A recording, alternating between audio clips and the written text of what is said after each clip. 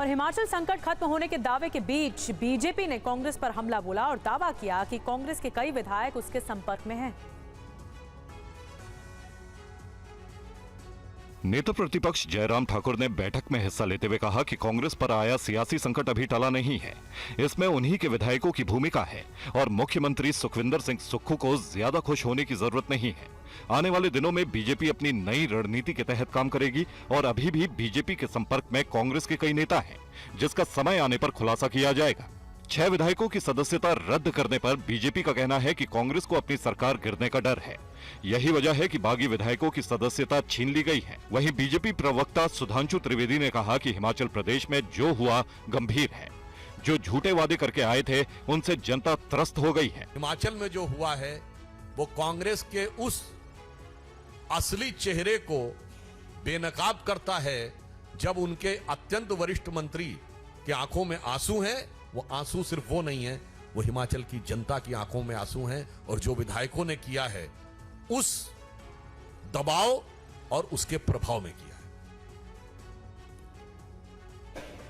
इधर बिहार विधानसभा में बाकी विधायकों पर कार्रवाई की मांग को लेकर आरजेडी की तरफ से जोरदार विरोध प्रदर्शन किया गया। साथ ही इसको लेकर बीजेपी पर गंभीर सवाल भी उठाए गए।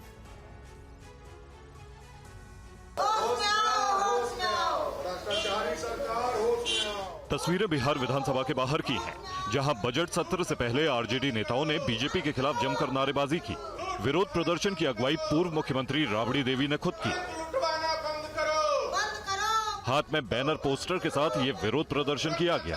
विधानसभा का बजट सत्र चल रहा है। सदन की कार्यवाही शुरू होने से पहले आरजेडी के विधायकों ने विधानसभा में भी जोरदार प्रदर्शन किया।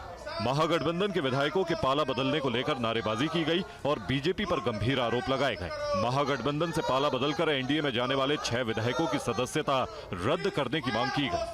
उसका शर्म आना चाहिए, इस्तीफा करके जाना चाहिए। उधर जाना ही है तो इस्तीफा कर दो, अब विधायक से आज चले जाओ। बेशर्मी है, समझा जाने वाला बेशर्मी है, लेने वाला भी बेशर्मी है। कह रहे हैं कि तेजस्वी यादव के पास कोई नीति नहीं है, इसी वजह से जा रहे हैं। तेजस्वी यादव के पास कोई नीति नहीं है। कोई नीति है तो जीत के आए कहाँ से? नीति नहीं है, टिकट लिए जीत के आए कहाँ से आए? जीत के बेशर्मी है, इस्तीफा करो, सब इस्तीफा करो। और लोकसभा चुनाव को लेकर बीजेपी आज एक बड़ी बैठक करने जा रही है। बीजेपी केंद्रीय चुनाव समिति की मीटिंग में किन मुद्दों पर होगा मंथन? पहली सूची में कितने उम्मीदवारों के नामों पर आज हो सकता है फैसला? देखते हैं इस रिपोर्ट। बीजेपी केंद्रीय चुनाव समिति की बैठक में प्रधानमंत्री मोदी भी शामिल होंगे। साथ ही पार्टी अध्यक्ष जेपी नड्डा समेत तमाम बड़े नेता मीटिंग में शामिल रहेंगे। केंद्रीय चुनाव समिति की बैठक में लोकसभा चुनाव के लिए उम्मीदवारों की पहली लिस्ट जारी हो सकती है। उम्मीदवारों के नाम का ऐलान आज या फिर कल हो सकता है।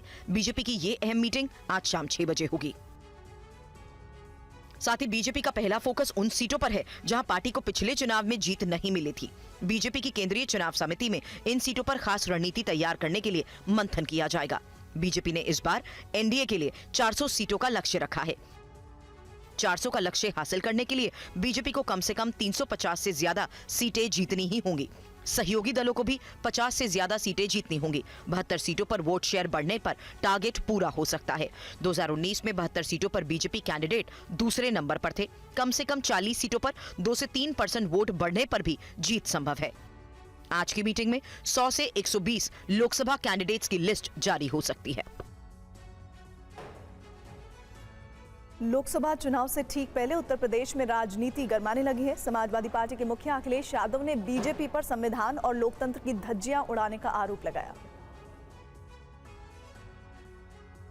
जिस तरीके से भारतीय जनता पार्टी संविधान और लोकतंत्र की धज्जियां उड़ा रही है, जिस तरीके से कभी